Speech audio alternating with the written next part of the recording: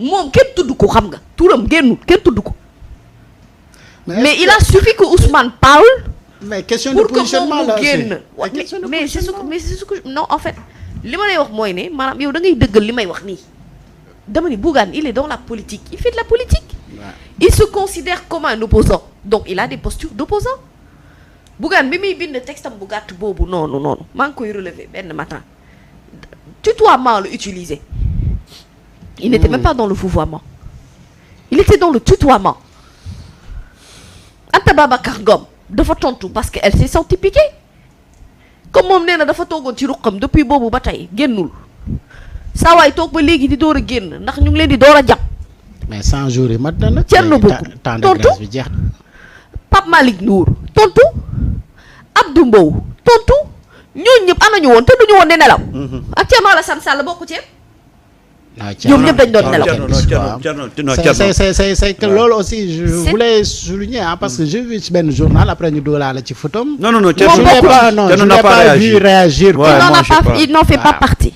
très bien donc je le retire monsieur Sall ñi nga xam ne ñoo jot a tontu bokk ñooñu c'était des gens yoo xamante ni se sont sentis piqués par les propos de Ousmane Sonko et c'est ça la vérité ils se sont sentis piqués par les propos d'Ousmane Sonko. Quand Ousmane Sonko a dit que ñoom ñii mënuñu opposé wu ndax ñemewuñu ñoom bëgg nañu opposition ndax opposition bien entendu démocratie opposition moo koy neexal ci une opposition forte mais une opposition forte avec des débats d'idées mais opposition boo xamante ne nee na bu ñu jëlee benn grenade lacrymogène xar ko ñett moom lañ leen sotti ñu sotti ñoom ñu génn tontu. mais c'est que ñi ko tontu nag moom. waaw mais mu ngi mel ni comme journaliste yi rek ñi xëy mer. looy mer waxu la. Yo, tu n'es pas concerné. Pourquoi tu es fâché? Frère, moi tu ne me parles pas, je te réponds pas. Donc ceux qui ont répondu, moi ñi nga xamantene sentir nañu pic bi da leena jam ñom lañ tontu Bougane il est dans la politique. Te Bougane suma doon mom de politique. Ndax Bougane ñun ñëpp d'accord nañ ne ndaanaan la. Ouais. Mais Bougane ce qu'il sait faire de mieux, c'est tout simplement gérer un organe et un groupe de presse. C'est un manager. C'est un bon manager. man loolu laay wax c'est un manager. merci beaucoup ci café gi teraanga gi yéen a baax kay waa Sunugal 24 yéen seen émission day am café day am suukar. c'est un bon manager. ouais c'est un bon manager. yaa ngi dégg mais daf ciy bëgg boole politique bi te man Bougane gisuma politique bi lu mu ko apporter. dara. sincèrement je trouve que il dépense des moyens. ouais. ci loo xamante ne.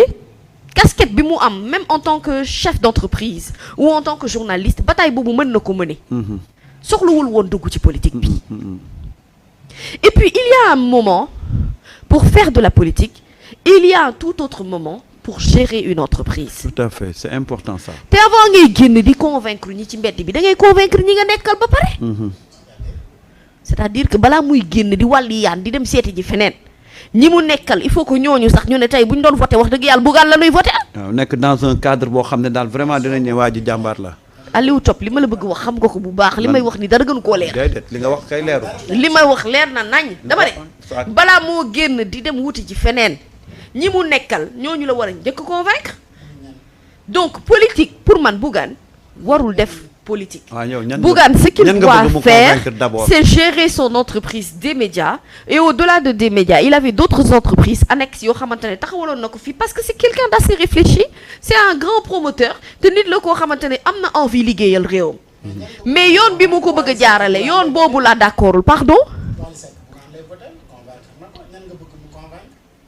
Wally Seck rek la Bougane war a convaincre ci réew ku wax waxi Wally Seck sax.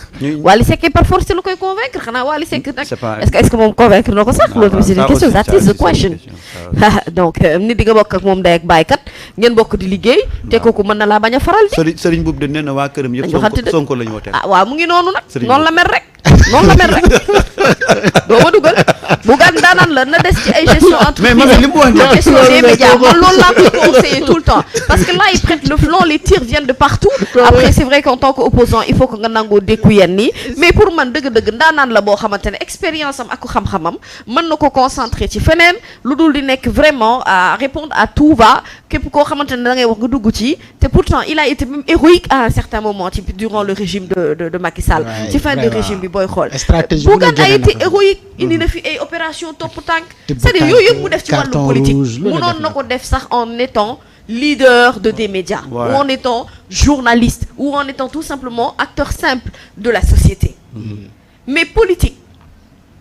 parfois ci sens bi nu koy defee li mu lay yàqal mu ëpp li mu lay defaral te loolu moo dal Bougane Gueye Dany mën na am sax de bonnes intentions mais comment il réagit souvent du réaction bi baax ci waxtu woowee je me demande kan moo ko wër ci wàllum communication ba di ko conseiller ak di ko jàppale ci yenn yi nga wala ma xam ne moo koy def ci jëfinu boppam mais dans tous les cas là il est en train de perdre de la valeur. mais son ami Ben Matar.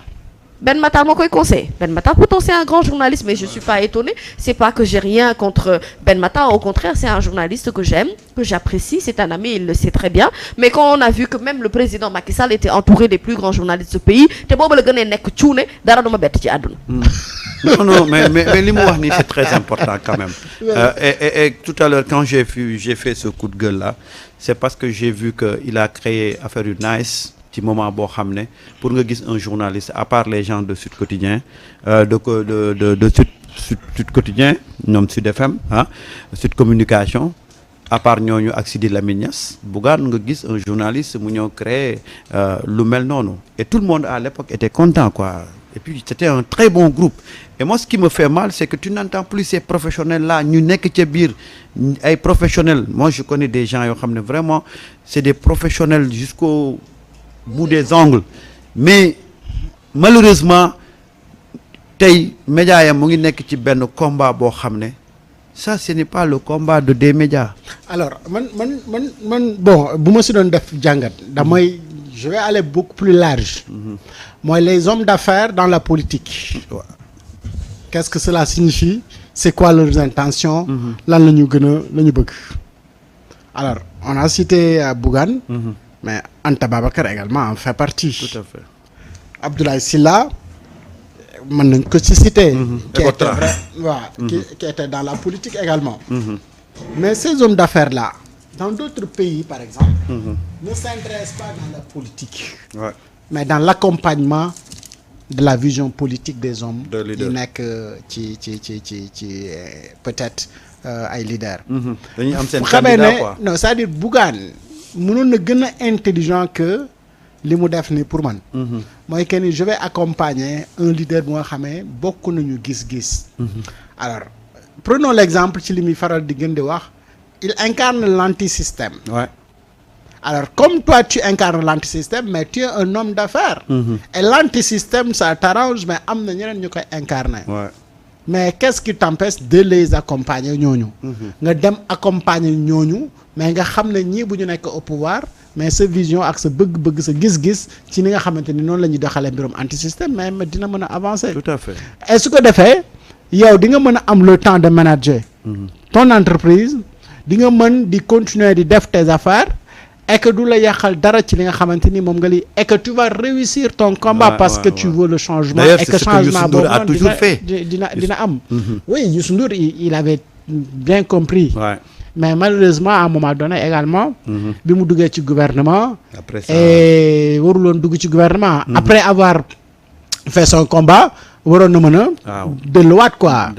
mu delluwaat après gérer ses affaires. et en plus bu fekkee ni. nekk ci nguur nekkoo di tibb alalu askan wi. nekk homme d'affaires ko ëpp avantage.